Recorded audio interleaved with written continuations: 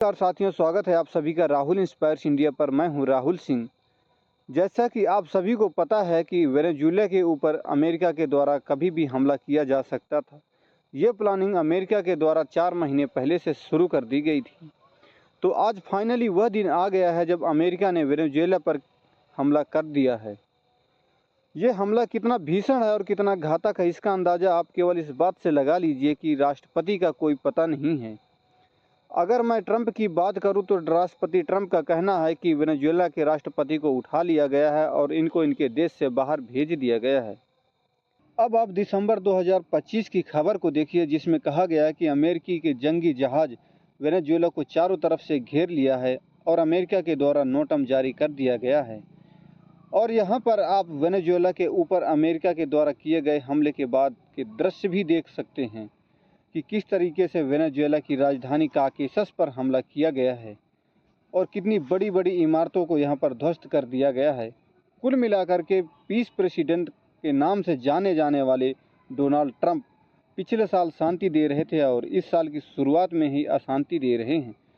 Piece president FIFA से प्राप्त शांति पुरस्कार से शायद खुश नहीं हुए, क्योंकि शायद नोबेल शांति पुरस्कार की कमेटी ने यह पहचान लिया था कि ट्रंप की असली फितरत तो युद्ध रुकवाना नहीं, युद्ध करवाना है। अगर यहाँ पर बात की जाए वेनेजुएला देश की, तो उस देश को भी अपनी खुद की एक स्वतंत्रता है, जो खुद से खुद के डिसीजन लेने के लिए फ्री है। उस पर हमला करके किस तरह से शक्तिशाली देश किसी छोटे मोटे देश को मिटा सकते हैं, यह दर्शाने का प्रयास किया गया है। इस युद्ध के द्वारा ये भी दर्शाने का प्रयास किया गया है कि जो भी बड़े देश हैं उनके सामने जो छोटे मोटे देश हैं वो खड़े नहीं हो सकते, तो उन पर कभी भी हमला हो सकता है। ये छोटे मोटे देशों को दिखाया गया है और उनको बताया गया है। तो अब अगर ऐसे ही चलता रहा तो इस विश्व में यूएन जैसी संस्थाओं का क्या होगा। यूनाइटेड नेशन ने जिस तरह से P5 समूह बनाया हुआ है, सिक्योरिटी काउंसिल के 5 देश बनाए हुए हैं, जिनका उद्देश्य है कि किसी भी संप्रभुता वाले देश पर इस तरह से हमला नहीं किया जाएगा कि उसके स्वतंत्रता और संप्रभुता का उल्लंघन हो।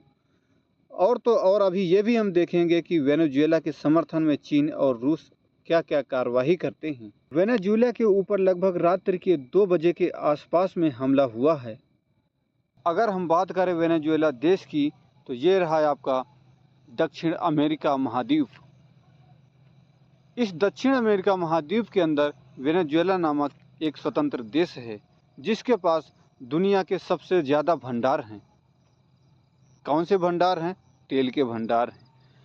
कहा जाता है कि दुनिया के सबसे ज़्यादा तेल के भंडार सऊदी के पास हैं, लेकिन दुनिया के सबसे ज़्यादा अज्ञात तेल के भंडार इस वेनेजुएला के पास हैं। लेकिन आपको जानकर हैरानी होगी कि वेनेजुएला के पास इतने सारे तेल के भंडार होने के बावजूद वेनेजुएला के अंदर भूखमरी कैसे आ सकती है, वेनेजुएला की जीडीपी कैसे गिर सकती है।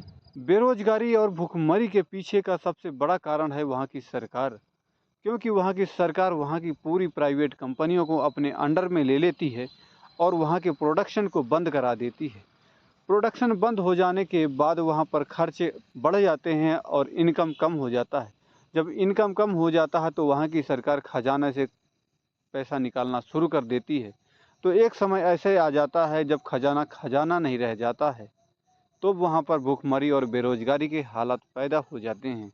तो चलिए आइए आज हम बात करने वाले हैं अब उस अटैक के बारे में, जो आज अटैक हुआ है। उस अटैक के बारे में हम वापस आपको लेके चलते हैं।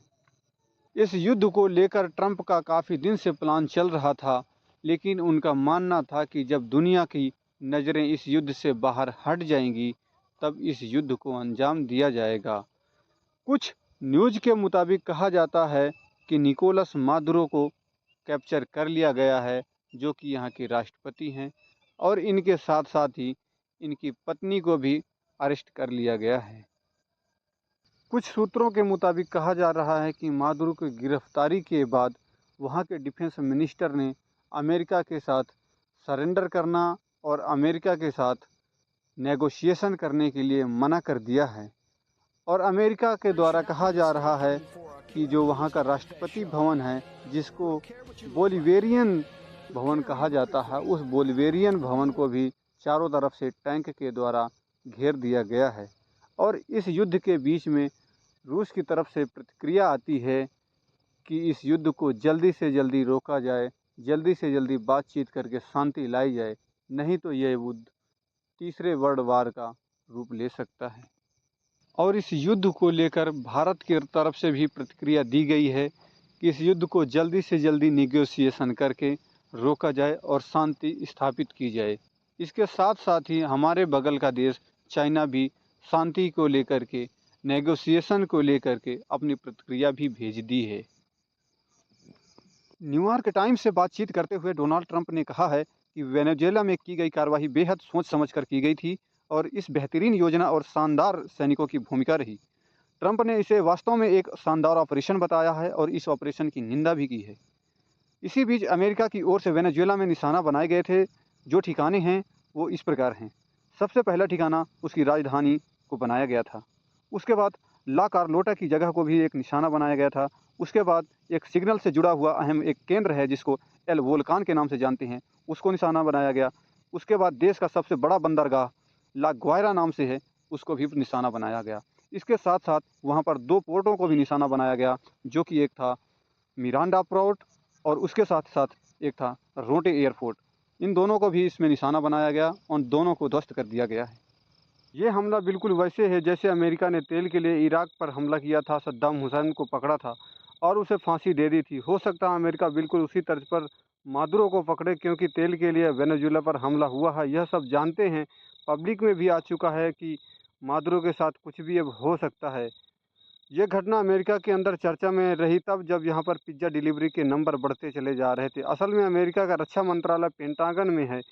पेंटागन में होने के कारण जब यहाँ पर पिज्ज़ा डिलीवरी बढ़ जाती है तो उसी पिज्ज़ा डिलीवरी को पिज्ज़ा मीटर कहते हैं।